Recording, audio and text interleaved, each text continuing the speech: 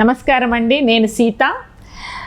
గత 5 సంవత్సరాల నుంచి ఒక 2014 నుంచి 2024 వరకు చూసుకుంటే కనుక దాదాపు 14 లక్షల కోట్లు 2 రాష్ట్ర ప్రభుత్వాలు అప్పులు చేశారు. అయితే గత 5 సంవత్సరాల నుంచి చూస్తే కనుక 12 లక్షల కోట్ల పైచిలుకు రాష్ట్ర ప్రభుత్వం అప్పులు తీసుకొచ్చారు. ఇటువంటి సందర్భంలో ఇంకా భవిష్యత్తులో అప్పులు చెయ్యకపోతే డెవలప్మెంట్ జరగదు అనే పరిస్థితి ఆంధ్రప్రదేశ్లో ఉన్న సందర్భంలో ఏ విధంగా ఫండ్ రైజ్ చేయగలుగుతారు? మళ్ళీ అప్పులు చేయగలుగుతారా? అప్పుల్ని తీర్చగలిగే కెపాసిటీ ఆంధ్రప్రదేశ్కు ఉందా? అసలు ఇంట్రెస్ట్లు కట్టగలిగే కెపాసిటీ ఇప్పుడున్న రాష్ట్ర ప్రభుత్వానికి ఉందా? ఇవన్నీ మనం విశ్లేషణ చేయడానికి మనతో పాటు సిఎస్ రావు గారు ఉన్నారు. ఆయన్ని అడిగి తెలుసుకుందాం. ఆంధ్రప్రదేశ్ అప్పుల నుంచి పైకి గట్టెక్కగలదా, లేకపోతే అడిషనల్గా లోన్లు తెచ్చుకునే సమర్థత ఇప్పుడున్న రాష్ట్ర ప్రభుత్వానికి ఉందా లేదా? ఈ విషయాలన్నీ మనం రావు గారిని అడిగి తెలుసుకుందాం. నమస్తే రావు గారు. సో ఇప్పుడు చూస్తే కనుక ఆంధ్ర రాష్ట్రం అప్పుల కుప్పగా మారింది.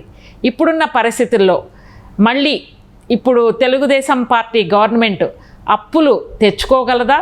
ఒకవేళ ఇన్స్టిట్యూషన్స్ ఆల్రెడీ మీకు లిమిట్ క్రాస్ అయిపోయింది, ఇవ్వలేము అని అంటే తెలుగుదేశం పార్టీ పరిస్థితి ఏంటి? ఏ విధంగా ప్రామిసెస్ని ఫుల్ఫిల్ చేయగలరు? ఏ విధంగా ఈ 5 ఏళ్లలో అన్ని కార్యక్రమాలని ప్రూవ్ చేసుకునే విధంగా ముందుకెళ్ళగలరు? ఇంట్రెస్ట్లను కట్టగలిగే కెపాసిటీ ఆంధ్రప్రదేశ్కు ఉందా? ఇవన్నీ విశ్లేషణలోకి వెళ్తే మీరేం చెప్తారు? ఏంటంటే ఎగ్జాక్ట్గా ఇలాంటి పరిస్థితులు ఉన్నప్పుడే చంద్రబాబు నాయుడుకి అధికారం వస్తుంది. మనం గత చరిత్ర తీసుకుంటే కనుక అంటే అసలు ప్రభుత్వాన్ని రన్ చేసే పరిస్థితి ఉంటుందా అనేటువంటి టైంలోనే ఈయనకి అధికారం వచ్చినటువంటి సందర్భం 96లో కానీ ఆ తర్వాత మళ్ళీ 2014లో కానీ చూస్తే కనుక. సో కాబట్టి ఆయన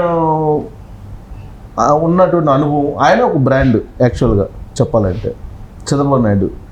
సో ఆయన సంక్షోభం నుంచి అవకాశాలు రాబట్టాలంటారు కదా, ఆయన సూత్రం అది. సో ఆపర్చునిటీ చూస్తారంటారు. కాబట్టి ఇప్పుడున్నటువంటి పరిస్థితుల్లో 12 లక్షల కోట్ల రూపాయలు సుమారుగా అప్పు ఉందని చెప్పి అంటున్నారు. ఇప్పుడు ఏది ఈయన హయాంలో జగన్మోహన్ మొత్తం 14+ ఉంది టోటల్గా. ఇప్పుడు అంతకుముందు 2014లో అప్పులతోటే కదా రాష్ట్రం ఏర్పడింది. సో చంద్రబాబు నాయుడు దిగిపోయేటప్పటికీ దాదాపు 3.5 లక్షల కోట్లు అప్పు ఉంది అప్పటికే. సో ఇప్పుడు ఈయన వచ్చిన తర్వాత చేసి మొత్తం కలిపి 12 లక్షల కోట్లు ఉంది అని చెప్పి అంటున్నారు. ఓకే, అసలు ఎంత అప్పు ఉంది, అసలు ఏమేమి పెట్టి ఎక్కడెక్కడ వీళ్ళు అప్పులు తీసుకొచ్చారు అనేది తెలుసుకోవడానికి ఎంత టైం పడుతుందో తెలియదు అనేది చంద్రబాబు నాయుడు గారే మొన్న ప్రెస్ మీట్లో చెప్పారు. అని ఎందుకనంటే వీళ్ళు సచివాలయాన్ని కూడా పెట్టారని చెప్పి న్యూస్ వచ్చింది కదా. సచివాలయం భూములు, విలువైన భూములను కూడా పెట్టారు, రైతు బజార్లను పెట్టారు, వినికిడి ఇవన్నీ పెట్టారు. ఇంకొక ఆశ్చర్యకరమైన విషయం ఏంటంటే ఎస్క్రో అకౌంట్ అని ఉంది. ఎస్క్రో అకౌంట్ అంటే మీకు కూడా తెలిసి ఉంటుంది, మీరు కూడా ఫైనాన్స్ రిలేటెడ్.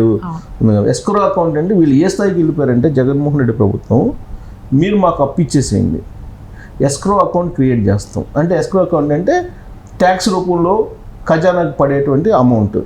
ఆ ఎస్క్రో అకౌంట్ నుంచి ఆటోమేటిక్గా డిడక్ట్ అవుతుంది అమౌంట్, ఆటో డెబిట్ లాగా డిడక్ట్ అయిపోతుంది. వాళ్ళకి రావాల్సినటువంటి వాళ్ళకి అప్పు వీళ్ళతో ప్రమేయం లే, జనం దగ్గర నుంచి డబ్బులు రావడం అటు నుంచి అటు వెళ్ళిపోవటం డైరెక్ట్గా. ఇప్పుడు ఖజానాకి వచ్చి లెక్క ఇవన్నీ ఉంటే కనుక మొత్తం తెలుస్తుంది. కానీ ఈయన ఎస్క్రో అకౌంట్ క్రియేట్ చేశారు. దేశంలో నాకు తెలిసినంత వరకు ఏ రాష్ట్రంలో ఎస్క్రో అకౌంట్ క్రియేట్ చేసి అప్పులు తీసుకొచ్చుకున్నటువంటి సీఎం ఎవరు ఉండరు. జగన్మోహన్ రెడ్డికి అది క్రెడిట్ అనుకుంటున్నాను నేను అని ఫైనాన్షియల్ ఎక్స్పర్ట్స్ చెప్తున్నారు. నాకు కూడా ఫైనాన్షియల్ ఎక్స్పర్ట్స్ చెప్పినటువంటిది, లేదా ఆర్టికల్స్ వాళ్ళు రాసినటువంటి ఆర్టికల్స్ని బట్టి నాకు తెలుసు. ఈ ఎస్క్రో అకౌంట్ పెట్టి అప్పులు తీసుకొచ్చినటువంటి జగన్మోహన్ రెడ్డి అసలు ఖజానాలకు ఎంత వస్తుంది, మళ్ళీ ఎంత పోతుంది అనేది కూడా లెక్కలు కరెక్ట్గా లేవు. ఇప్పుడు లాస్ట్ టైం పిఎస్సి చైర్మన్గా ఉన్నటువంటి మన పయాల్ కేసు కూడా 25,000 కోట్ల రూపాయలకి లెక్కలు వేయి అని చెప్పి అడిగారు కదా, అప్పుడు పెద్ద గందరగోళం అయింది. సో పీడీ అకౌంట్లని రకరకాల అకౌంట్లు క్రియేట్ చేసి అసలు ఖజానాలోకి అకౌంటబిలిటీ లేకుండా ఎంత వస్తుంది ఎంత ఖర్చు అవుతుంది అనేది కూడా తెలుసుకోలేని పరిస్థితుల్లో ఉంది. డిస్టర్బెన్స్గా ఉంది, మొత్తం గందరగోళమైనటువంటి పరిస్థితి ఉంది ఆంధ్రప్రదేశ్ యొక్క ఆర్థిక పరిస్థితి. ఇలాంటి సందర్భంలో చంద్రబాబు నాయుడు గారే అన్నాడు, ఏమన్నారు, అసలు దాన్ని ఎంత అప్పు చేశారు, దేనికి ఎంత ఖర్చు పెట్టారు, దేన్ని తీసుకెళ్ళి ఎక్కడ పెట్టారు అనేది కూడా తెలియట్లేదు. అది తెలుసుకోవాలంటే కనుక టైం పడుతుంది. అది తెలుసుకునేటువంటి పరిస్థితి కూడా లేకుండా ఇప్పుడు ఫైల్ని తగలబెడుతున్నారు. తర్వాత ఈ ఆఫీస్ అనేటువంటి సర్వర్ని షట్ డౌన్ చేసేసారు, కొన్ని ఫైల్స్ మిస్ చేసేసారు, కొన్ని జీవోలు మిస్ చేసేసారు అని చెప్పి చెప్తున్నారు. అసలు ఎందుకు జగన్మోహన్ రెడ్డి గారికి అవగాహన రాహిత్యం లేకపోవడమా, లేకపోతే కోతికి కొబ్బరికాయ దొరికినట్టు అధికారం దొరకంగానే విచ్చలవిడితనంగా చేయడము ఎంతవరకు కరెక్ట్ అంటారు? దానికి ఆల్రెడీ బుద్ధి చెప్పారు. నాకు తెలిసినంత వరకు చరిత్రలో మరోసారి కూడా ఇలాంటి రాదు. ఇంత దారుణమైనటువంటి దారుణమైంది ఓటమి రాదు. ఇంత అతిపెద్ద ఘన విజయం తెలుగుదేశం పార్టీకి ఎప్పుడు బహుశా ఇది అంటారు కదా, ఎవర్ ఆఫ్టర్ బిఫోర్ అని అంటారు కదా, మహేష్ బాబు డైలాగ్. సో ఆ విధంగా గతంలో చూడలేదు, భవిష్యత్తులో కూడా చూడలే విధంగా తీర్పు ఇచ్చారు ఆంధ్రప్రదేశ్ ప్రజలు. సో కాబట్టి ఆ తీర్పు ఎందుకు ఇచ్చారంటే కసిగా ఆయనకి వ్యతిరేకంగా ఓటేశారంటే కారణం ఇదే. రకరకాలుగా అప్పులు చేసేసి రాష్ట్రాన్ని ఏమో గాలిబీలు పెట్టేసి ఆయన ఏమో బటన్ నొక్కేసి 4 గోళ్ల మధ్య కూర్చొని ఆయన ఎన్నికల దాకా బయటికి రాకపోవటం ఇవన్నీ మనం చూసాం. అసలు విచిత్రమైనటువంటి పరిణామం ఏంటంటే ఒక సీఎం అని అంటే ఒక కస్టోడియన్ అండి. సీఎం అంటే కస్టోడియన్. అలాంటి కస్టోడియన్ 3 హెలికాప్టర్లు తీసుకున్నాడండి. ఒక హెలికాప్టర్ ఆల్రెడీ ఆంధ్రప్రదేశ్ ప్రభుత్వానికి ఉంది, మరో కొత్త 2 హెలికాప్టర్లు తీసుకోవడానికి జీవోలు ఇచ్చాడు ఈయన. ఇది చివరి రోజుల్లో ఎలక్షన్ కోడ్కి ముందు. తర్వాత ఆయన ప్రత్యేక విమానాల్లో తిరగటం, తర్వాత 10 కిలోమీటర్లకి 5 కిలోమీటర్లకి హెలికాప్టర్లు వాడటం, ఇవన్నీ దుబారానే కదా. బస్సులు కూడా కొన్నారు, పెద్ద బస్సులు, కోట్లు పెట్టి బస్సులు కొన్నారు. ఇవన్నీ కూడా దుబారా ఖర్చులు. అంటే కస్టోడియన్గా ఉండాల్సినటువంటి జగన్మోహన్ రెడ్డి దుబారా చేసేసి సక్రమంగా ఉన్నటువంటి ట్యాక్స్ రూపంలో వచ్చేటువంటి ఆదాయాన్ని ఆయన వ్యయం చేయలేకపోయారు, ఖర్చు చేయలేకపోయారు, పెట్టుబడిగా పెట్టలేకపోయారు, అంటే రికవరీ వచ్చేలాగా పెట్టలేకపోయారు. సో ఇప్పుడు చంద్రబాబు నాయుడు ఆయన సృష్టించేటువంటి ప్రయత్నం చేస్తున్నాడు, సంపదను సృష్టించేటువంటి ప్రయత్నం చేస్తున్నాడు. ఎక్కడి నుంచి సృష్టిస్తారు అనేది అందరూ డౌట్. ఇప్పుడు రాజధాని ఉంది, రాజధానికి సంబంధించి ఇవాళ నేను విన్నది ఏంటంటే ఒక 3 నెలల క్రితం గజం 10,000 ఉన్నది, ఇవాళ 50,000 అయిందని చెప్తున్నారు. రేపు ప్రమాణ స్వీకారం అయిన తర్వాత అది 50 నుంచి 1,00,000 పోయినా ఆశ్చర్యపోవచ్చులా మీరు. ఎకరా 40 లక్షలు ఉండేది ఇవాళ 1 కోటి రూపాయలు 2 కోట్లు కూడా అడుగుతున్నారని చెప్పి చెప్తున్నారు. ఇప్పుడు ఆ ట్రాన్సాక్షన్స్ జరిగినాయి అనుకోండి, మీకు రెవెన్యూ ఆటోమేటిక్గా రిజిస్ట్రేషన్స్ రూపంలో పెరుగుతుంది కదా, అది జనరేషనే కదా, రెవెన్యూ జనరేషన్ చేయటమే కదా అది. సో కాబట్టి రెవెన్యూని జనరేట్ చేసేటువంటి ప్రయత్నం చంద్రబాబు నాయుడు గారు అనుభవజ్ఞులు, revenue how to generate revenue అనేది హీ నోస్ చేస్తున్నారు. ప్లస్ జనరల్గా క్వార్టర్ వైజ్ అంటే ప్రతి 3 నెలలకు కూడా ఆర్బీఐ నుంచి కొంత అప్పులు వస్తుంటాయి రాష్ట్రానికి. అవి ఆల్రెడీ ఫస్ట్ క్వార్టర్ అన్నీ కూడా ఈయన తీసుకొచ్చినట్టున్నాడు, తీసుకొచ్చేసి ఆయన సొంత కాంట్రాక్టర్లకి వాళ్ళకి చేసుకున్నారు.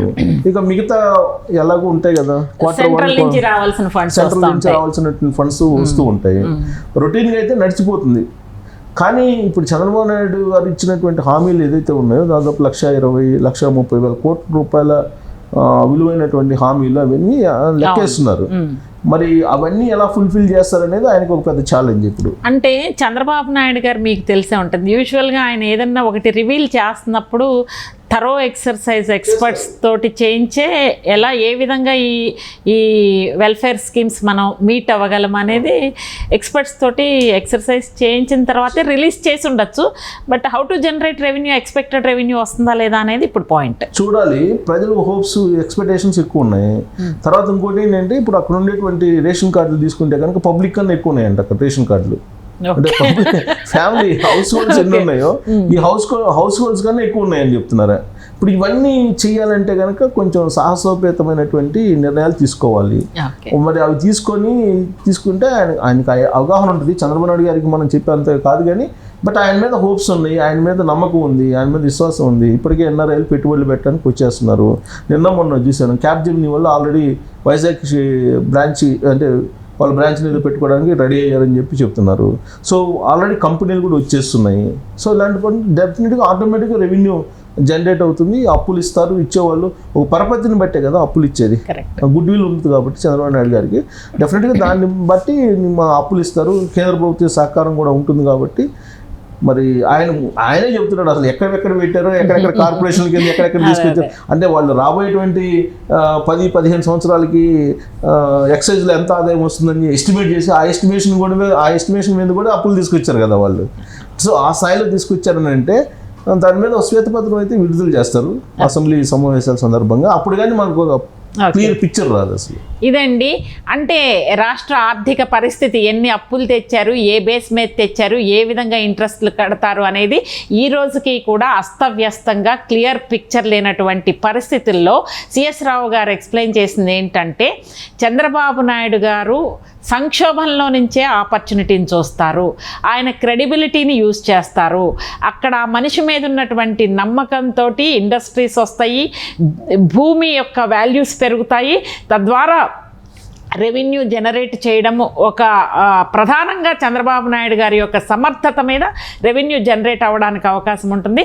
సంక్షోభంలో నుంచి బయటకు వచ్చి ఒక ట్రాక్ మీదకి తీసుకొస్తారు అనే విశ్వాసాన్ని వ్యక్తం చేశారు. Thank you.